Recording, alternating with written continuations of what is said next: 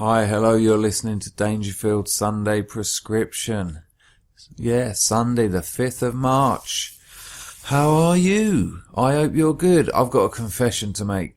I have fucked this podcast up so many times this week. I don't know what's on me. Something's on me, you know? Something's not happening right. I've been deleting it and starting again and deleting it and starting again. I tried to do it last night and it wasn't happening, and then I've tried to do it this morning and it wasn't happening, and I didn't want to get like this with it. I didn't want to have to start deleting it. I wanted it to be a pleasure. I wanted to sit down and just go, hi, welcome to my world. I hope you're enjoying your cup of tea. And then a car goes past outside. We do have something to discuss there though. People have been, the audience seems split here really. The podcast fan base is split. It's like is it ambience in or ambience out? Some people are saying they quite like the noise outside. They feel like it gives the Sunday prescription a sense of geography. Some people have said they don't like it and it should be cut out altogether. I should use my amazing production skills to rid the podcast of ambient sound.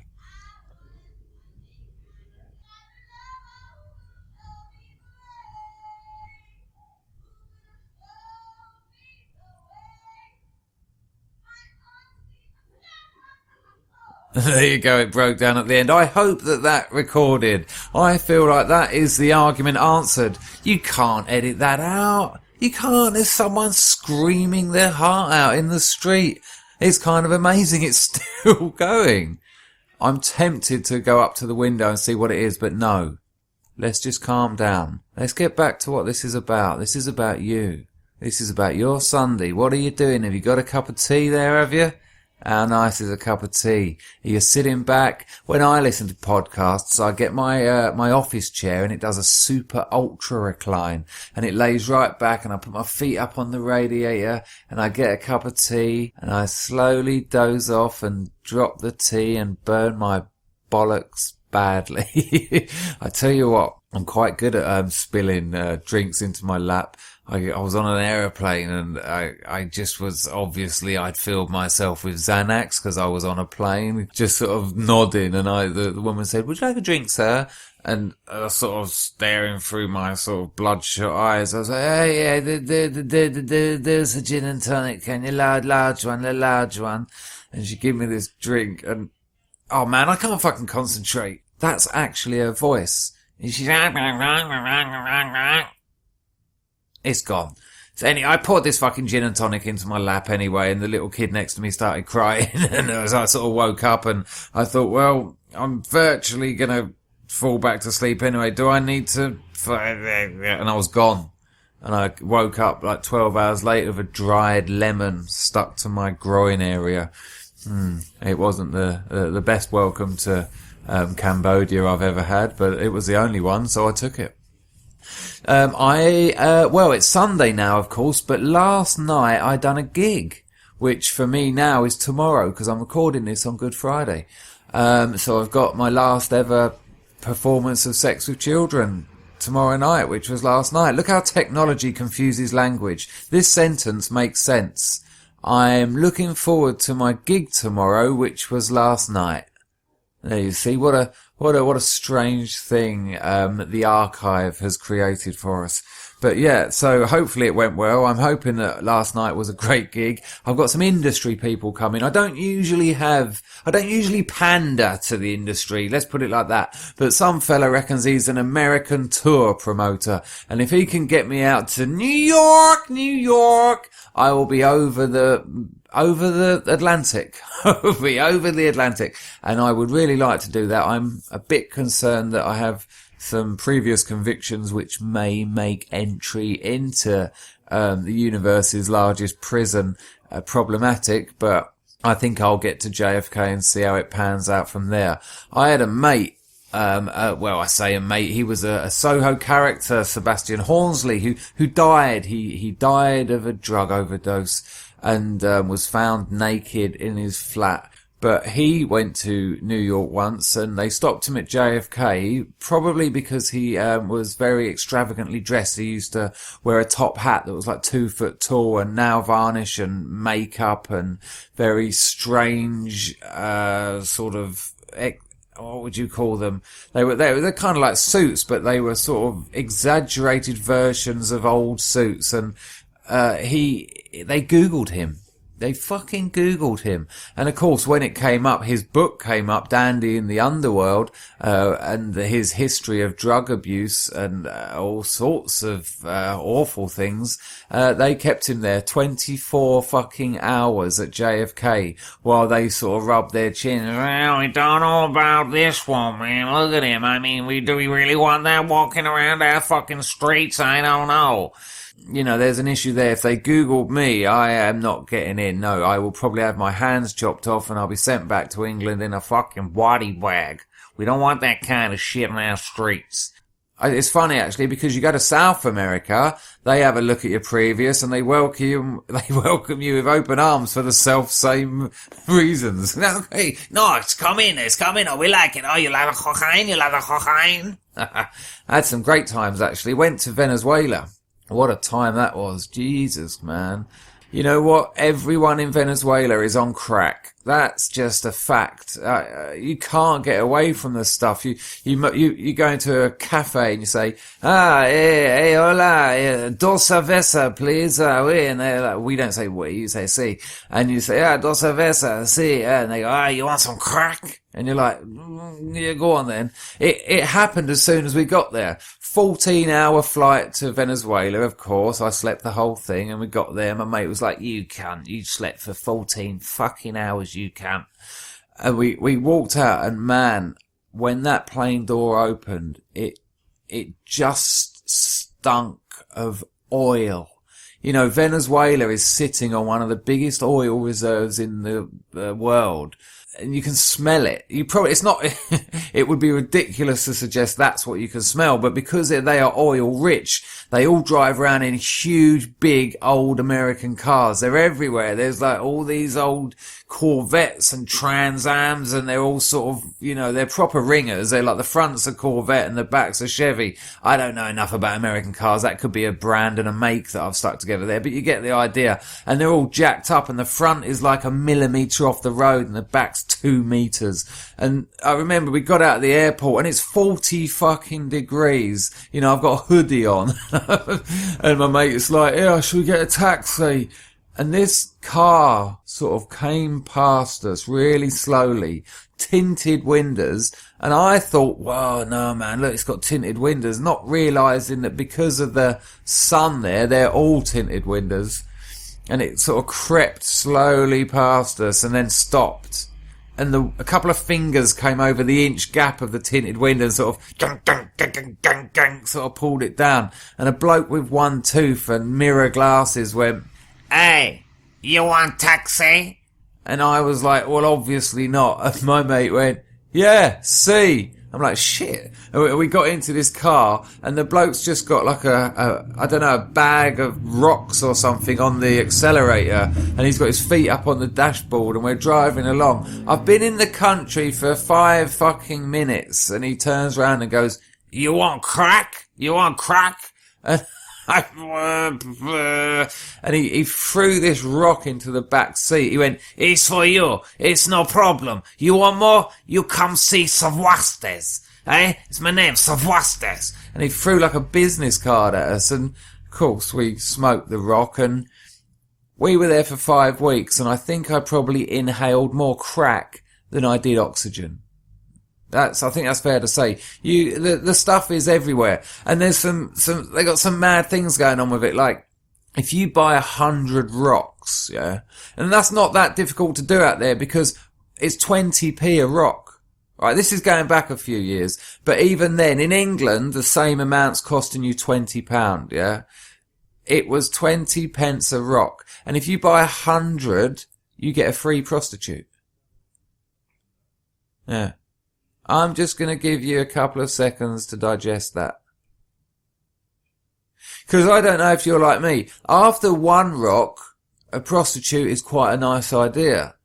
after 100 rocks, you don't even want to be with yourself. And I remember I've gone down the beach, and that was a fucking mission anyway. To get from the hotel to the bloke that was selling the crack at 3 o'clock in the morning, you had to go down the beach. Problem is, on the beach, you've got stray dogs, and they attacked me. They attacked me on more than one occasion. Can you imagine? You're jangled from spending a week smoking rocks anyway, and you're sort of terrified of your own shadow, and you're sort of walking along the beach, and you're looking at the sea, and the sea looks like a big, huge oil slick ready to suck you in, and the sky is getting lower, and the stars are laughing at you, and the sand is giggling under your feet, and the last thing you want is a pack of dogs, and you're trying to creep.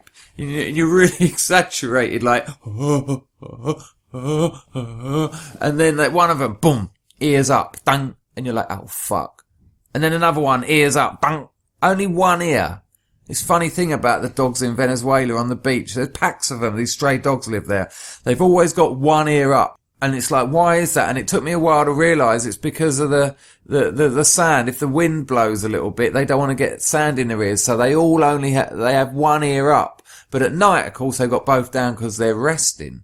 But when they hear old crackhead Dangerfield gently trying to sneak past them, ding, ding, ding, ding, boom, one ear up. And you're like, oh, fuck, boom, another one. And that's it, bang, they're on you. If you run, as I know, they chase you and bite your legs. I've still got a scar on my left calf where it went through my fucking Reebok jogging bottoms and into my calf. I should have had an injection, I'm sure, but I'm still alive, and that was 10 years ago, so I don't know, unless I've got dormant rabies, or whether I've got manifest rabies. Maybe I've got rabies. That would explain a lot, actually. I think I'll go to my doctor this week and ask for a rabies check, because maybe I am a living example of someone who has got rabies. Anyway, so yeah, you've got all these dogs to deal with. If you go the road route, you've got all the crackheads to deal with. And that is it. The dogs are preferable, really. I mean, what I'd done by the end of it, I'd use the beach and the dogs to get to the bloke, and I'd come back the roadway. But that had its own fucking problems. I mean, they'd all be like scattering around you, like you'd see them out the corner of your eye, like making small movements, and you'll be like, oh. And at any point, there's probably like 30 of them looking at you, and what you had to do is just walk calmly. If you saw one scatter behind a tree, you'll be like, okay, there'll be one behind you. One gets under the car, and then when you're about 30 foot from your hotel, you just fucking sprint, and that's when they all come out. It's like Night of the Living Dead. And you're sort of just getting hotel and just shut the door, and all these hands, and maybe cut one's wrist in the door, and sort of stick a metal pole through the door and run up to your room, and my mate would be in there with going, did you get the rocks? Did you get the rocks? So yeah, once I got there, and I said, mate, I can't keep doing this fucking dog crackhead gauntlet thing. Can you just do us 100? He went, hey, bingo, man, you hit the jackpot, eh? And he'd give me 100 rocks, and he goes, hey, and he whistled out the back, and this beautiful Venezuelan girl come out in a little bikini, and I just thought, oh, fuck, that's the last thing I want. I swear to you, I just thought, oh, man. And I didn't want to sort of turn her down. I thought she might be upset. She looked quite happy. She looked like she was quite happy to be going on a night out. And I just sort of went, ha ha ha, hola, ha ha ha. And then she had to do that fucking run back with me. So that was kind of weird. And then when I got back to my room, my mate just looked at her, and he looked at me as if I'd brought evil into the room, as if I'd ruined everything. He, what? And I went, look, man, she just came free. She's free. And we smoked a couple of rocks, and after about 5 minutes, me and him were sitting up one end of the room, and she was right up the other end, just on the end of the bed, and we were just like looking at her like suspicious, as if she was going to steal stuff. And after about 30 rocks, we just moved everything away from her. So she was sitting on this chair, and we were up the other end of the room, just sort of shaking a little bit and just not that happy that she was there. She went eventually, but something very strange happened. A couple of days later, my mate Wev, he'd gone out. And again, I'd bought me 100 rocks and she'd come with them. And again, I think she kind of knew she was just going to sit there while I smoked them all and then I'd take her back a couple of hours later. But she took me to see this bloke. I can't really remember what happened, but for some... Oh, well, there's a tank going past outside. She took me to see this bloke and I thought we were going to get more crack. And we got there and this old Spanish bloke, he sat me on his lap. I was 30 odd years old, 32, 33. He sat me on his lap. He got out a couple of Rizzlers and I thought, oh, okay, yeah, maybe he's going to make a joint or something. And then he got out a fan. And while I was sitting on his lap, he made these couple of Rizzlers. He sort of twisted them a bit and he made them hover. He just sort of fanned this fan and they were like a couple of little butterflies in the air and I was on his lap sort of going, well... That's alright, isn't it? Eh? Got your Rizzler butterflies there. And then he just sort of went, go back. And I went back to my room and the girl fucked off back to the crack tent on the beach. Why the fuck am I talking about Venezuela? Ah, yeah, being allowed in there and not being allowed in America. Let's go back to the tour operators. You can see why I've been deleting this. This is... You can see why. Usually now I'd go, nah, fuck this and stop it and rewind it, but I can't. I've got to get it done. You're getting it raw. You're not getting the perfectionism. Don't want that. Get too perfectionist, nothing goes out to the GP, the general public. And I don't want that. So you're going to get this. I promise you. I'll make this promise to you now and promise to myself. I am going with this. Alright? I'm not deleting anymore. I've even got limited editing time, so I'm trying to just talk. So I want you to enjoy this. A few people said that the Dangerfield Sunday prescription has become part of their Sunday ritual, and that means a lot to me. Ash Jenkins! Ash Jenkins was one of them. There you go, my friend. Look, there you go. Are your family sitting around? You're going to get another shout out in 5 seconds. Yes, I get them in the room. Yep. 4, yep, they're there, sitting there. 3, ready, okay. Ash Jenkins! Interesting bloke, Ash. I know him from gigging in Swansea. And, very handsome man. And I tell you who he looks like. You know Miranda Hart. I'll tell you who she looks like. Fuck me. That Miranda Hart, the universe's most unfunny person, she is the spit of Alice Goon. Do you know Alice Goon from Popeye? If you haven't seen it, go onto the Google and type in Alice Goon images, and I shit you not, Miranda Hart is the real life incarnation of Popeye's friend or ally or enemy. I don't know. I don't really remember the plot line of the Popeye stories. But Alice Goon, Miranda Hart, same person. But Ash Jenkins looks like... so much like that when I first saw it, I thought it was him. He looks like the love interest in Miranda. And that's bullshit because Miranda, Miss Goon, Bib, I'm not sure that she would ever have a chance with that man. She's punching above her weight and she looks like a boxer too. So I'm not sure if that's going to happen. But yeah, Ash Jenkins said that the podcast had become part of his Sunday ritual. And a few other people did too. And that's lovely. It's really lovely. It means a lot to me. It's meant a lot to me that lots of people are listening to it. And maybe that's why I am getting a little bit arsey about it. Maybe that's why I am deleting it and doing it again. That's where the perfectionism is coming from. Because the first one, I was just talking to my anus. The second one, I was talking to people. And now it's growing. It's snowballing. People are telling people. Important people are retweeting it. And suddenly it's gone stratospheric. I mean, we could be up to 17 listeners by next weekend, and then we are winning. What have I got to talk to you about? I know what I've got. I done an interview this week for Vice magazine.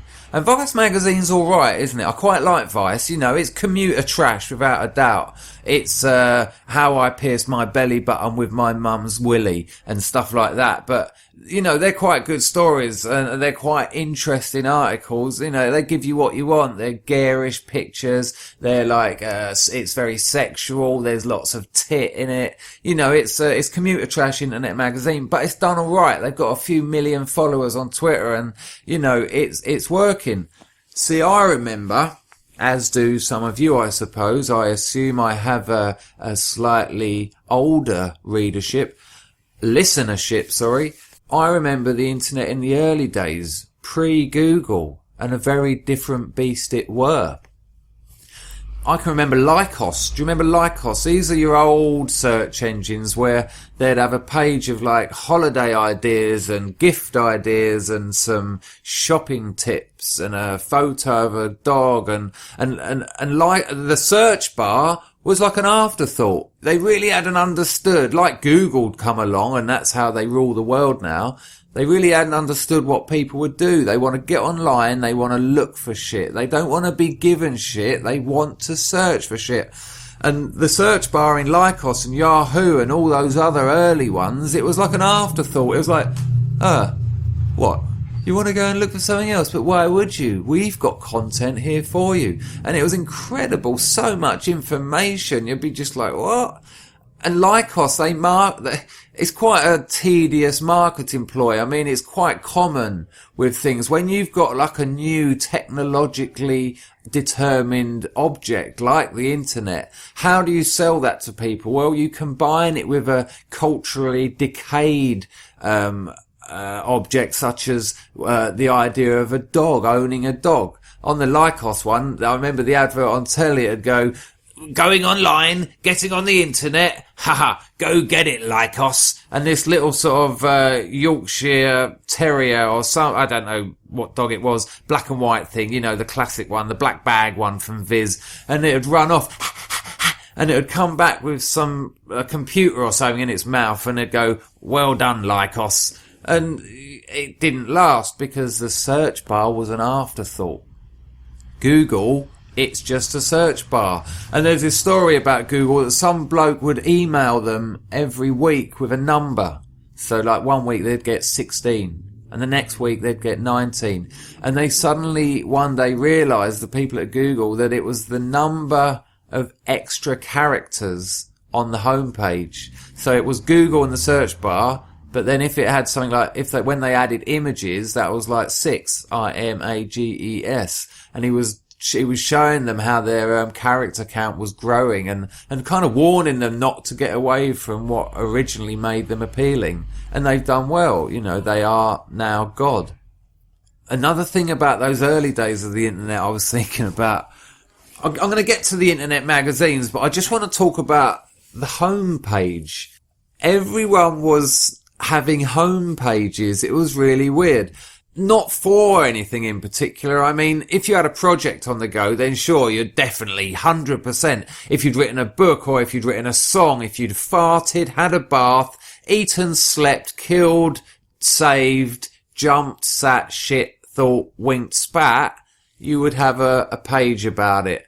And everyone was doing it. And just your mum would have a homepage and it'd be like a couple of holiday photos, a bit of moving, juddery sort of text that would go across like, we went to Benidorm, and you'd be sort of following it, get a migraine, and then you could scroll down for more holiday photos, and then there'd be a picture of your car, and it was fucking insane. And the whole thing harboured a lie, and people didn't quite realise this. Like, you'd have your project, and then you'd make your homepage about it, but no one was looking at it. And people didn't really understand that. They didn't understand how to get people to look at your stuff.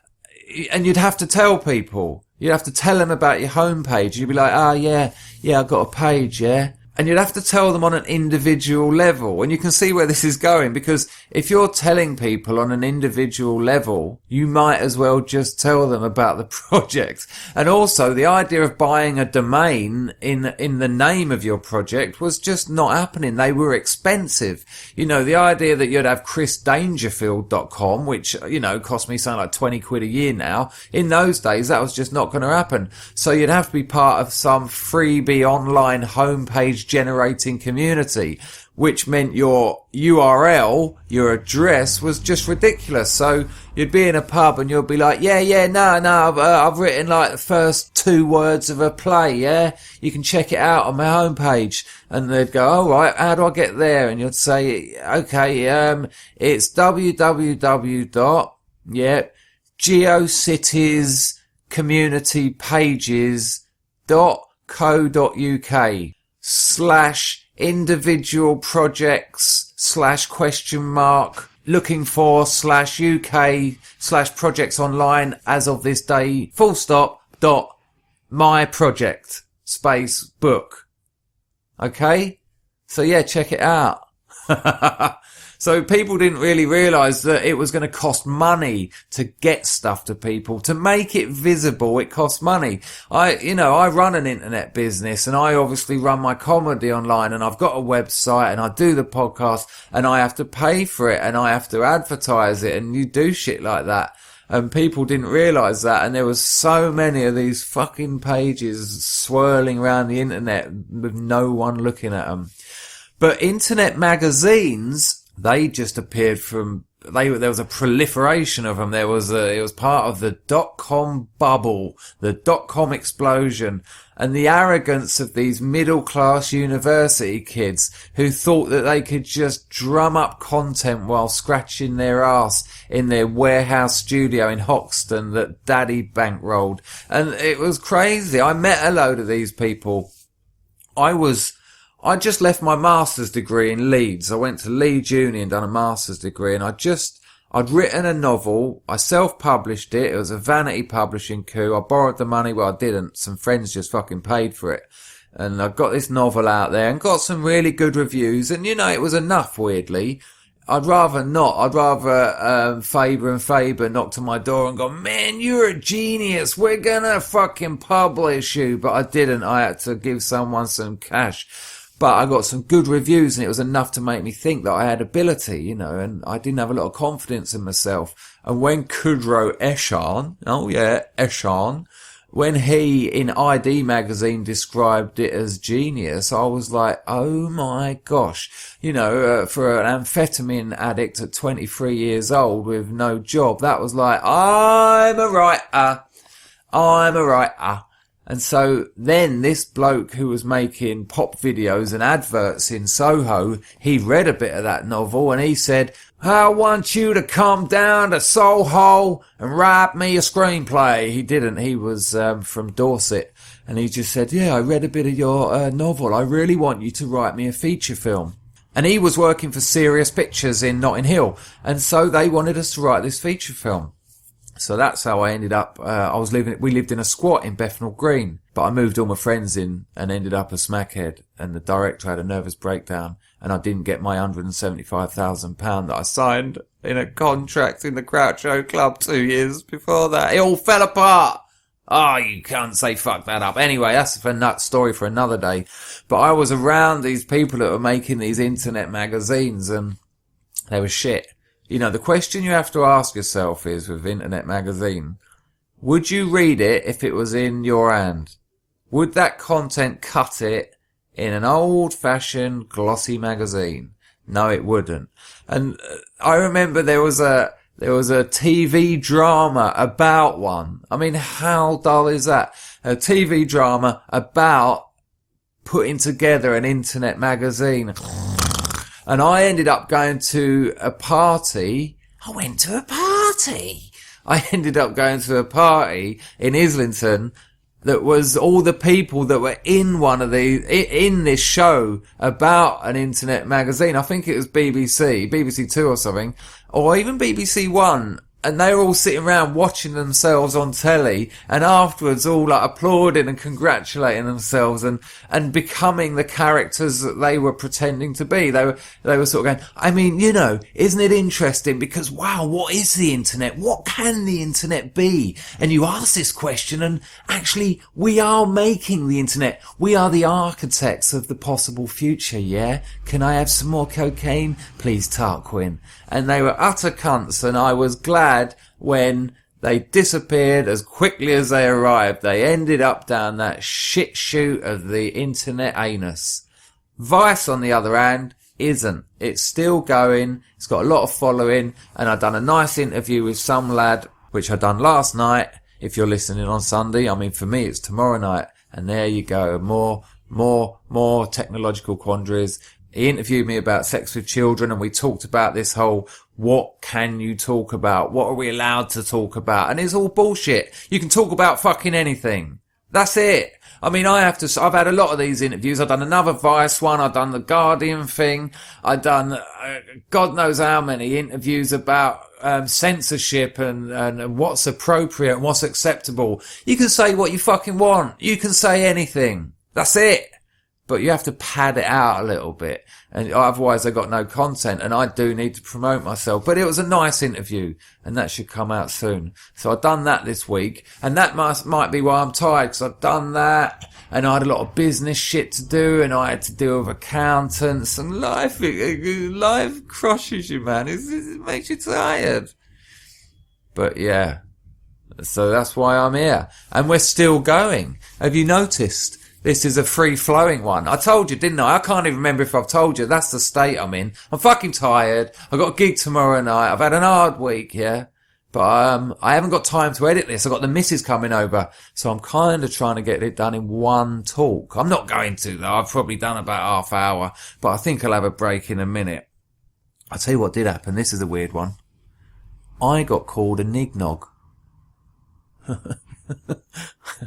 I'm going to give you a couple of seconds to digest that. I got called a nignog. Strange one, isn't it? I mean, polite society has dealt with the N-word. They call it the N-word. Louis C.K. does a great bit about the N-word. He just says fuck off, because every time you say the N-word, you're making me say nigger in my head. So that's actually worse, isn't it? Why would you do that? I mean, the word itself isn't offensive, is it, nigger? It's like, if words themselves are offensive, you wouldn't say can't. Because it's too near to cunt. And if cunt itself is offensive, then the word can't would be a little bit offensive. Do you understand where I'm going with that? It doesn't make sense. They've got that covered there. A man said the N-word, but I haven't heard nignog for years. And these two kids called me. I'm assuming you know me. I'm white. Phew. I'm white. Well, actually, I'm yellow. I walked past these two kids, and they were kind of in the way, and politely I went, come on, let me through. You know, like a sort of friendly, sort of eccentric old man in a suit with a walking stick. And they sort of reluctantly got out of the way. And as I got about 5 meters away, one of them went, yeah, nignog. And I turned round, and the pair of them were smiling like the little gutter snipes they were. And I shook my stick at them. I went, oi! And I was really thinking, nignog. I haven't heard that for years. I have heard it, of course, but imagine that became popular. Imagine the BNP or UKIP or someone referred to black people or anyone as me as a nignog. What are they going to say on the news? A man was arrested today after inciting racial hatred for using the N word. It's just fucking ridiculous anyway. But ridiculous that I got called it. I didn't take offence, and that's key here. No one gives offence. You take offence. I mean, in these interviews, they're always saying to me, you know, do you set out to offend? And of course I fucking don't. When you get on stage, the first thing you need to be is likeable. That's comedy. That's stand-up in a nutshell. If you're likeable, after that, you can kind of say what you want. You've got to be likeable. Even if your character isn't like, say someone like Jack D, he's likeable grump. You know, he knows that. If he was just up there being grumpy, proper grumpy, like, fuck this, fucking hell, you'd be like, oh, hang on. But he's not. He's a likeable grump. You got to be likeable. I've never set out to offend anyone. Why would you do that? Believe it or not, even the worst comedians, I'm sure. I've never met a comic who didn't try to just make people laugh. They might have been misguided in their material, their delivery, but their intention was to make people laugh. No one goes up to offend people. That would be hell and wouldn't be funny. And and you wouldn't get any work. But even though I'm asked it, you can't offend people. It's a myth. It's a myth that you can offend. If you're offended, it's something you've taken from a situation. You've chosen to be offended, and that has its place in society as well, and it has its place in your life. If you want to take offence, to make a point, or to highlight something, that's fine, but be aware that's what's happened. You know, no one has thrown an offence bomb at you and it's kind of ripped you apart with offence. No, it doesn't work like that. It's crazy. Yeah, I'm going to take a little break now, and I'm going to be back with the final home straight. I can't believe I got this far, man. I've done so many fucking deletes, and it looks like I've done about 36 minutes. I hope you're enjoying your Sunday. I've suddenly become very happy. I hope that I wouldn't sing in this podcast, this thing, but I am chuffed as fuck. Okay, so I'm back. Didn't really need to take a break then, but I needed some water, and I also needed to adjust my position a little bit. I sit on the floor when I record this, and I've got a wooden floor. I don't even know if I've already told you this, such is the mayhem that is this Sunday's podcast. But if you hear the floor creaking, remember it's the floor and not my spine. I'm knackered and fucked, but I'm not that knackered and fucked. So if it... that's the floor, not my knees. I want to tell you a little story about Max Bygraves there. You see, many varied and different influences go into making you a comedian, and there's a little bit of Max Bygraves that found its way into my vocabulary. I want to tell you a story. When I was in Thailand once with my girlfriend, we were walking along the road, and I actually was in the road. They were dear little pavements. It was in Koh Samui, the main drag, and the pavements are like 2 foot wide, but they're also full of people selling all kinds of shit. So you've actually got a 4-inch bit that you have to sort of walk along pigeon steps, which my girlfriend was doing, and I was in the road.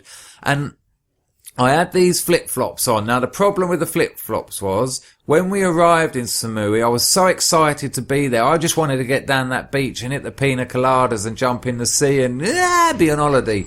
So when I only had my trainers, so when I went in this shop to put these flip-flops on, I didn't realise that they were 100 sizes too big. And so when I put them on and they were like dinghies on my feet, my girlfriend's gone, they don't fit, they look ridiculous. And I was like, no, they're cool, man, they're cool. You know, I want to be laid back. Who wants to walk fast? I quite like the idea of just sort of scraping them along as I walk. Yeah, they'll be fine. Of course, by hour 3, my feet were bleeding and blisters were coming up all over them. And I had cramp in both feet because I had to clench my toes together to hold that little bit that goes down the front, otherwise they'd fall off. Yeah, completely fucked, and in many ways ruined the holiday. I could have changed them at any time. You know, they were only like 100 baht. What's that, about 40p? But I kind of refused to. You know, you sort of you dig deep and get a bit stuck sometimes. No, there's nothing wrong with them. I didn't make a mistake. They're fine. And so I was just constantly in agony and unable to walk in a sensible fashion. So anyway, I'm shuffling along in the road, and we're sort of holding hands and we're loving the holiday, and a lorry hit me. Yeah. Out of nowhere, well, not nowhere, but out of the road that I was walking in. Well, it wasn't a lorry, it was a scooter. And it wasn't even a scooter, it was that bit of plastic fairing that goes down to protect the rider's legs from stuff that might come from the tarmac. But so imagine, I'm just walking along, enjoying the holiday. Crack! Honestly. And what happened was, because it hit my calf muscle and caused it, and weirdly the same calf that was attacked by the dogs in Venezuela, it smashed into that, it fucking bruised it as well. It came up purple and yellow. I mean, I was lucky I didn't have to have my leg amputated, to be honest with you. If not, the whole left-hand side of my body, it's gone smack! But what it caused to happen was my left leg flew up in the air. Not independently, it was still obviously attached. Well, I say obviously, it could have detached my leg, but it's caused my leg to fly up in the air and the flip-flop, the loose-fitting flip-flop, to zoom across the horizon. And everyone looked at it like it was like a shooting star, a plastic shooting star. Went, whew, And it kind of took away from the fact that I'd just been hit by a lorry stroke scooter, because my missus has just started cracking up. Like, I'm in agony, holding my leg. Ah! Well, my first response was, it was awful actually. I just went, "You utter fucking cunt!" And all the poor little, like, Thai kids and, like, tourist kids were, like, looking at me, and I kind of got the feeling that would stick with them, if not for life, certainly for a few hours. Like, why did the man shout? I thought we were on holiday where everything was going to be wonderful. You know, I looked so angry, like, and when I said it, like, as when I did the impression there, like, little spit bubbles come out of my mouth. "You utter fucking cunt!" Really unnecessary, because he was now like 30 metres away as he sped off. He didn't give a fuck, to be fair. He just, well, fuck it, I hit someone, no problem. All it done was made his flip-flop grow wings. But yeah, so as my flip-flop hurtled through, shot through the sky, everyone just laughed at that, and my girlfriend was on her back, literally. "Did you see your flip-flop? Did you see?" So yeah, that was the Koh Samui flip-flop incident. But I thought I'd mention that. I thought there'd be a reason to tell you that. Okay, we're now going to get on to the questions. I had a great response last week. I asked for more questions, and they came through. They absolutely did. So let's have a look at the questions. We're in the home straight. I can't believe it. I'm so glad we've actually got here. Oh, so many deletions. And I'm sorry if it's been a bit random, if it's been a bit unstructured. I've come at this with no notes. I've had a busy week. I've got a gig tomorrow. But if you're still there now, then you are a fan. You're a true fan. Ash Jenkins, you're still there. Please cut me some slack. It's been difficult. I don't know why it's been difficult this time, but it has. But we've got there. I'm putting this out, whatever. All right, let's have a look at the questions. Oh man, my girlfriend's texting me and I've got the questions on my phone. So we're having a little bit of a technology breakdown. Here we go. Pope Lonergan says, has social networking killed the art of debating and the spirit of the symposium? Well, Pope, I think you've made that classic metaphysical distinction between writing and speaking, whereas they're very similar linguistic networks. So in answer to that, no. Okay. Darren Valerio says, what happens if the Starship Enterprise just goes straight down? Brackets, as in follows the south axis of the Earth. Close brackets. Fuck knows. Okay. Ben Walker says, do you prefer to be not necessarily stoned or just kind of beautiful? Which I think is a reference to Jimi Hendrix. So I just like to be kind of beautiful, Ben Walker. Joe Hawke says, my friend Francis wants to know, what gives you the right? Being born gives you the right. Having a voice gives you the right. Francis O'Grady asks, why have the parents of Joey Essex not been done for neglect or sterilised or both? Don't know. Piers Simmons asks, if you had to believe in God, which one would you choose? Well, that's an odd one, isn't it? Because if you're being forced to believe, somehow coerced, if you have to believe, then you're pretending to believe. Maybe that's your question. If you had to pretend to, it is what you mean, obviously. I don't know why I'm complicating it then. I think if I had to choose, it would be Buddhism. Does that count? Not really a deity, is it? But I like Buddhism. I like a lot of stuff about Buddhism. I like the idea of the eternal wheel. I like that, the idea that all of humanity's problems come from the trying to get in the way of the eternal wheel of change. Whereas if we just relaxed a bit and went with it, if we went with the flow, you know, it's harder to swim against the current, isn't it? That's a lovely Buddhist idea, the eternal wheel. So I think Buddhism would be my pretend God. But I'm not so sure about reincarnation. I don't believe all that cack. Okay. What else? So Andrew Banham asks, AA/NA, cult, capital C, or cult? Well, I think it's a cult, without a doubt. I think the 12-step fellowships are cults. I think there was an American High Court judge who, after a long investigation, ruled that they were cults and they were no longer allowed to be part of a punishment or rehabilitation program for drunk drivers. I don't know if you know that, but you know, if you're familiar with 12-step fellowships, they suggest, if you're new, to do 90 meetings in 90 days. And that came from American court systems where drunk drivers were told, if you do 90 AA meetings, you can get off the fine or go into prison. And what happened was AA realised that this was working. People who'd done 90 meetings in 90 days were having a very successful recovery. And so it kind of became part of the ritual of NA. They say to do 90 meetings in 90 days. But an American High Court judge ruled that NA was a cult, and therefore it could not be part of the legal system, which is kind of interesting. But I think it is a cult. But what we have to say is a cult isn't necessarily a bad thing. I mean, the idea of what is a cult, I suppose, I don't know how it's defined, but I'd imagine it was something like a community of people who have their own ideas that they communicate to each other and attempt to live by. And that can't always be a negative thing. I mean, personally, I like the idea of community. I think it's a strength that maybe will save the world. I believe in a communityism, a communism. Red Chris there, still flying his flag. Annabelle Lily Thompson says, what's your greatest missed opportunity? Well, I don't believe in those. That's that regret thing. That's trying to have some kind of activity in the present to do with the past. And you know, I think if I chose not to take an opportunity up, it's because I opted for a different opportunity. I would have said, no, I'm not doing that because I'm doing this, or I'm not doing that because of this. And I would have seen the turning of something down is also an opportunity of sorts. So I don't really have one. Nothing really. I've had plenty of things fuck up and things that looked like they were going to be great but ended nowhere, like that screenplay, that film business I talked to you about. But so what? You know, things carry on and other things happen. I don't believe we miss opportunities.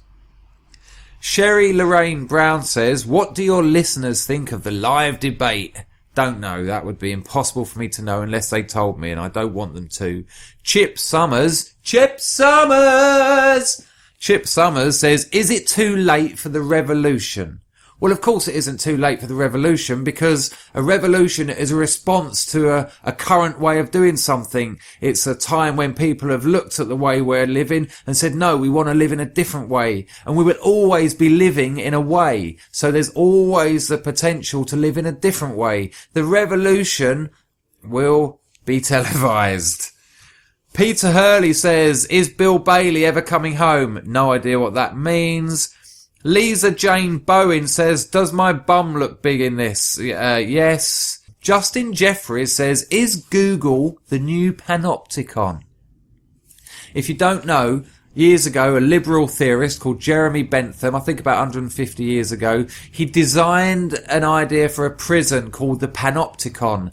And the prison had a central tower and all the wings were around it, so that at any point, one guard in the central tower could be looking at you. All your cells had no fronts. So although there was only one guard, he could be looking at anyone at any time. The upshot of this, of course, was the prisoners realised that although they probably weren't being watched, they could be. And so they self-surveyed.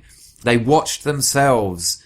Yeah. And the French philosopher Michel Foucault wrote a book about panopticism, where he says our world, with all its public and private, hygienic and social, cultural institutions, we end up watching ourselves, moral codes, etc. You know, you don't need CCTV when we're self-surveying. We live in a panoptic world. So when Justin Jeffries says, is Google the new panopticon, I suppose he's asking us whether, because we know we're being looked at by Google, because Google is archiving everything we do and everything we look at, do we shape what we look at because of Google? Justin Jeffries, you're going to have to ask yourself. That's all from this week. I can't believe we got there. If you listened to it and if you're still there, I thank you very much. It's been a ropey Sunday prescription. Some are going to be like that. You got to take the rough with the smooth in this world. Thanks a lot. I really appreciate listeners. Tell your friends. I'll see you next week, yeah? See you later. Much later.